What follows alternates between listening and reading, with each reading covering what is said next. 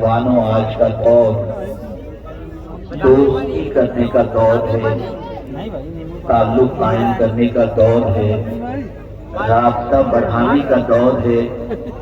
और इसके लिए आज दौरे जदीद के अंदर सोशल मीडिया के एतबार से अगर आप देखें तो व्हाट्सएप, फेसबुक और ट्विटर वगैरह के जरिए इंसान पलक के झपकते न जाने कितने दोस्त बनाता हुआ नजर आता है। कल तक एक दोस्त मिलना मुश्किल था, आज ग्रुप ज्वाइन करने तो पलक के झपकते हजारों दोस्त बन गए। लेकिन मैं आपसे पूछना चाहता हूं, क्योंकि मैं ज्यादा वक्त नहीं लूंगा, ऑलरेडी वक्त ज्यादा हो चुका है और फ्लाइट भी हमको पकड़नी है। मुख्तसर से वक्त में कुछ पैगाम आपको दूंगा और समझाना चाहूंगा कि सही मानों में हमारा दोस्त कौन है और हमें किससे अपने रास्ते को मजबूत करना चाहिए। इंसान बनता है तो दोस्तों की बुनियाद पर और बिगड़ता भी है तो दोस्तों की बुनियाद पर। अच्छा दोस्त हो इंसान अच्छा बन जाता है, बुरा दोस्त हो तो इंसान की आवाज़ी में कोई कमी नहीं होती, बल्कि आवाज़ी के रास्ते पर चलना वो शुरू कर देता है। अर्ज ये कर रहा था, हम दोस्ती किसी से क्यों करते हैं? हमारी दोस्ती का मकसद होता है कि हम उससे दोस्ती करें जो मुसीबत में काम आए, परेशानी में काम आए, तकलीफ में काम आए। किसी फुटपाथ पे चलने वाले इंसान से और गुर्बत की चक्की में पीसे जाने वाले इंसान से कोई दोस्ती करने के लिए तैयार नहीं होता। फटे पुराने कपड़ों में अगर कोई जिंदगी गुजारता हो, इंसान उससे दोस्ती करने के लिए तैयार नहीं होता। झोपड़े में अगर कोई रहने वाला हो तो इंसान उससे दोस्ती करना पसंद नहीं करता, बल्कि वो जानता है ये खुद गरीब है, मुझे क्या देगा, ये खुद मुसीबत में है, मेरी मुसीबत क्या दूर करेगा। मेरे प्यारे आका सल्लल्लाहु अलैहि वसल्लम के प्यारे दीवारों, इंसान मालदार से दोस्ती करता है, इंसान औहदेदार से दोस्ती करता है, इंसान ताजदार से दोस्ती करता है, ताकि उनकी दोस्ती दुनिया में काम आए, परेशानी के मौके पर काम आए, मुसीबत में काम आए।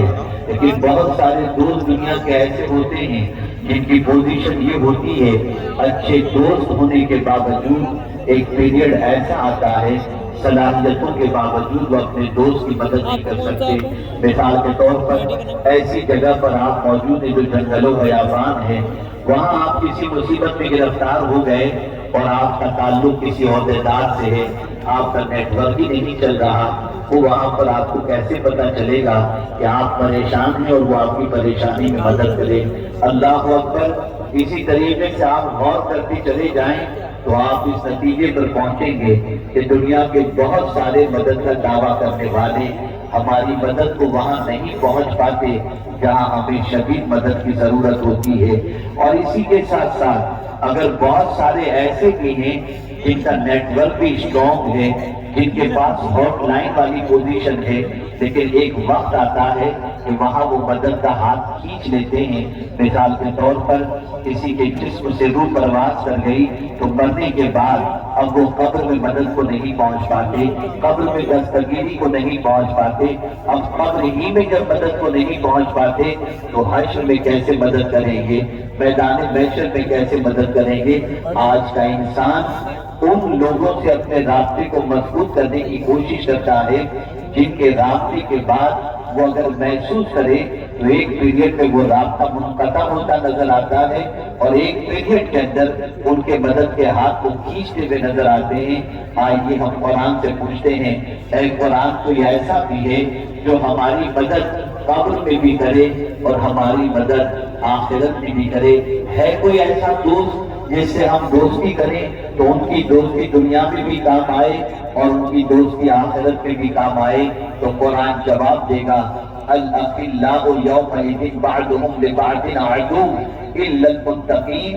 क़यामत के दिन बाद जिगरी दोस्त एक दूसरे के दुश्मन बन जाएंगे मगर परहेजगार। यानी अगर किसी इंसान ने کسی متقی سے دوستی کی، کسی پرہیزگار سے دوستی کی، کسی اللہ کے ولی سے دوستی کی، تو اس کی دوستی اللہ عز و جل اس طریقے سے فائدہ پہنچائے گی، وہ دوستی اللہ والوں کی دوستی اس طرح سے فائدہ پہنچائے گی کہ قیامت میں جب 5 جگری دوست ایک دوسرے کے دشمن بن جائیں گے تو اللہ والے کل بروز قیامت اپنے ماننے والے کی مدد کریں گے، دوستی کرنے والے کی مدد کریں گے، چاہنے والے کی مدد کریں گے۔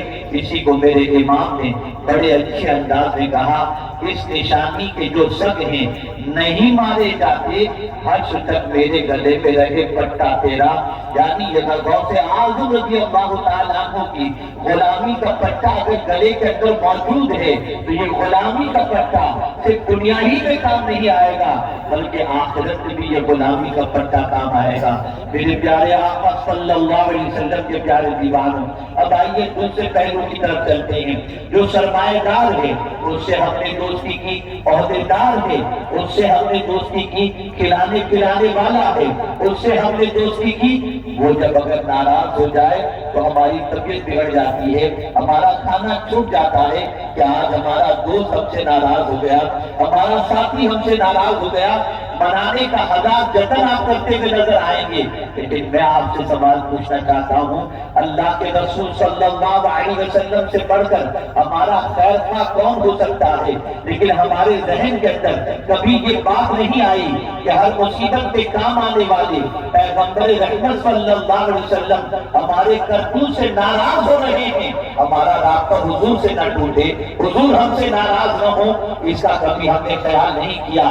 نتیجتاً آج ہم دیکھتے ہیں بہت سارے مدد کا دعویٰ کرنے والے ہاتھ بڑھاتے ہیں، آنسو تھماتے اور ہاتھ کھینچ لیتے ہیں، لیکن اے رسول اعظم صلی اللہ علیہ وسلم کے دیوانوں، ایسے دوست ملیں گے کہ جب تک آپ کے پاس دولت تھی، آپ کے پاس عہدہ تھا، وہ آپ کے ساتھ دوستی رکھتے تھے، پھر رابطہ جب آپ کی دولت ختم ہوئی تو دوستی بھی ختم ہوئی، تعلقات بھی ختم ہوئے۔ لیکن ایک ذات ایسی ہے جس سے دوستی کرنے کے لیے، جس کی محبت کا دم بھرنے کے لیے نہ مال کی ضرورت ہے نہ کسی اور چیز کی ضرورت ہے، اور وہ دوستی ایسی ہے، وہ محبت ایسی ہے جو پروردگار جل جلالہ زمین کے اوپر ہی نہیں، قبر کے اندر ہی نہیں، میدان محشر میں بھی اس رشتے کو قائم رکھتا ہے۔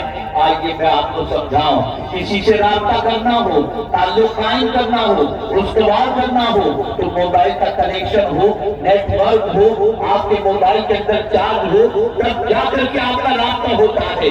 لیکن آپ سے میں پوچھنا چاہتا ہوں، مصطفیٰ جان رحمت صلی اللہ علیہ وسلم سے بڑھ کر انسانوں میں کوئی دوسرا نہیں ہے۔ لا يمكن السماء كما كان حقه بعد خدا بزرگ کوئی قصہ مختصر، اللہ کے بعد سب سے عظیم اگر کوئی ہے تو رسول رحمت صلی اللہ علیہ وسلم ہیں۔ اتنے عظیم کہ اشارے سے چاند کے 2 ٹکڑے کر دیں، اتنے عظیم کہ انگلیوں سے پانی کے چشمے جاری ہو جائیں، اتنے عظیم کہ درخت ہو خودے تو دوڑتا ہوا چلا آئے، لیکن اللہ اکبر اس عظیم رسول جن کی پوزیشن یہ ہے کہ سارے انبیاء جن کی اختتام میں نماز قائم کریں، نماز ادا کریں، اس رسول اعظم صلی اللہ علیہ وسلم سے تعلق قائم کرنے کے لیے کیا مال کی ضرورت ہے؟ ایک غریب تعلق قائم نہیں کر سکتا؟ کیا محل کی ضرورت ہے؟ کیا غریب رسول اعظم سے تعلق قائم نہیں کر سکتا؟ میں آپ کو پوچھنا چاہتا ہوں، اے رسول اعظم صلی اللہ علیہ وسلم کے دیوانوں، تاجدار کائنات صلی اللہ علیہ وسلم کو اللہ نے انسانوں کے سب سے زیادہ طاقتور بنایا، لیکن ان سے ہم نے تعلق قائم کرنے کی کوشش نہیں کی، ان سے رابطہ مضبوط کرنے کی کوشش نہیں کی۔ ہم نے تو دنیا کے انسانوں کو سب کچھ سمجھا کہ یہ انسان سب کچھ کر سکیں گے، کبھی مدینے کے تاجدار کے اختیارات کو ہم نے نہیں دیکھے، کبھی مدینے کے تاجدار صلی اللہ علیہ وسلم کی قوت کا ہم نے اندازہ نہیں لگایا۔ آئیے میں آپ کو بتاؤں، رسول اعظم صلی اللہ علیہ وسلم جو امام الانبیاء بھی ہیں، سید الانبیاء بھی ہیں، ان سے تعلق قائم کرنے کے لیے حضرت شاہ فضل اللہ علیہ رحمت اللہ، ان سے تعلق قائم کرنے کے لیے حضرت میر رحمت اللہ تعالی علیہ، ان سے تعلق استوار کرنے کے لیے حضرت دیوان شاہ رحمت اللہ تعالی علیہ۔ اسی طریقے سے آپ دیکھیں جتنے بھی اولیاء تشریف لائے انہوں نے مدینے کے تاجدار سے رابطہ اسٹرانگ کیا، انہوں نے اللہ عز و جل سے تعلق اسٹرانگ کیا۔ اب میں آپ کو بتاؤں، سب سے افضل، سب سے اعلیٰ، سب سے قوت والے، سب سے طاقت والے اللہ کے بعد اللہ کے رسول صلی اللہ علیہ وسلم ہیں۔ اب حضور صلی اللہ علیہ وسلم سے تعلق قائم کرنا ہو تو کیسے قائم کریں؟ میرے پیارے آقا صلی اللہ علیہ وسلم کے پیارے دیوانوں، جتنی آسانی سے حضور سے تعلق قائم کیا جا سکتا ہے اتنی آسانی سے کسی بڑے سے تعلق قائم نہیں ہو سکتا۔ تعلق کیسے قائم ہوگا؟ ادھر درود پڑھو، ادھر تعلق قائم ہو گیا۔ ادھر درود پڑھو، تمہارا نام حضور کی بارگاہ میں پیش کر دیا گیا اور تمہارے والد کا نام بھی پیش کر دیا گیا، فوراً کنیکشن مل گیا، فوراً رسول اعظم سے رابطہ ہو گیا۔ آپ ادھر سلام پیش کرو، آپ کا نام رسول اعظم کی بارگاہ میں پیش کر دیا جاتا ہے۔ میں پوچھنا چاہتا ہوں، کیا وجہ ہے کہ اللہ کے رسول صلی اللہ علیہ وسلم سے تعلقات مضبوط کرنے کے لیے صحابہ نے اپنی پوری زندگی خرچ فرما دی؟ میرے آقا صلی اللہ علیہ وسلم کی بارگاہ میں صحابہ کرام میں سے ایک صحابی حاضر ہوئے، عرض کرتے ہیں یا رسول اللہ صلی اللہ تعالی علیہ وسلم، میں اپنے اوقات میں سے 1/4 وقت آپ پر درود پڑھنے میں خرچ کرتا ہوں۔ سرکار نے فرمایا اس سے زیادہ کرو تو تمہارے حق میں بہتر ہے۔ وہ بتاتے گئے بتاتے گئے بتاتے گئے، اس کے بعد حضور صلی اللہ علیہ وسلم نے فرمایا اور زیادہ کرو تو بہتر ہے۔ تو آخر میں کہتے ہیں اب آج کے بعد فرائض کے بعد جتنا وقت ملے گا آپ پر درود پڑھنے میں خرچ کر دوں گا۔ تو میرے آقا صلی اللہ علیہ وسلم نے فرمایا تمہارے دنیا کے غم اور آخرت کی تکلیف کے لیے یہ درود کافی ہے۔ تم کو اللہ دنیا کے غم سے بھی نجات عطا فرمائے گا اور آخرت کی تکلیف سے بھی نجات عطا فرمائے گا۔ لیکن آج گانے آگے زبان پر، شادی میں گانے، گاڑی میں گانے، بچوں کی زبان پر گانے، کیا مہربانی قوم ہیرو سے رابطہ قائم کرنا، اس کی اداؤں پر مرنا، ہیروئن کی ادا پہ مرنا ہے کوئی جو میرے آقا صلی اللہ علیہ وسلم کی طرح ہمارے لیے تڑپا ہو؟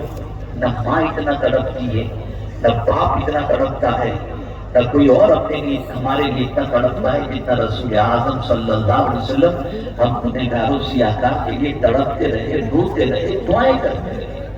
لیکن ہمارا حال یہ ہے کہ اس رسول اعظم صلی اللہ علیہ وسلم سے اپنے تعلق کو مضبوط کرنے کی ہم کوئی کوشش نہیں کرتے۔